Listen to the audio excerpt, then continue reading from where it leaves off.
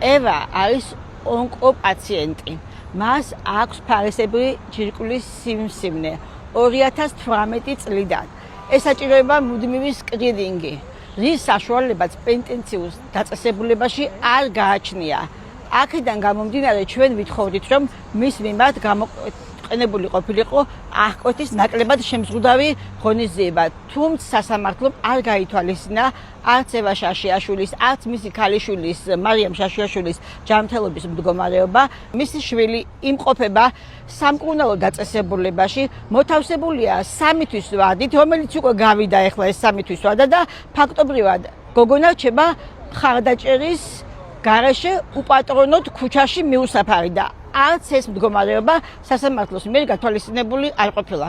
ევას მუდმივად სჭირდება მკურნალობა და პენტენციურ დაწესებულებაში მიცემული გამაყუჩებლები და ასეთი ზოგადი ხასიათის ჩარევა მის ჯანმრთელობას რა თქმა უნდა ვერ უშველის, როდესაც ხარ 6 წელი ონკოლოგიური ავადმყოფი, დამაყუჩებლით შენ მკურნალობა ეს არის წარმოუდგენელი და პროკურატურა მისაც კი არ იცის რა დაავადებები აქვს ევას და არავითარი ექსპერტიზა მის მიმართ ჩატარებული არ ყოფილა.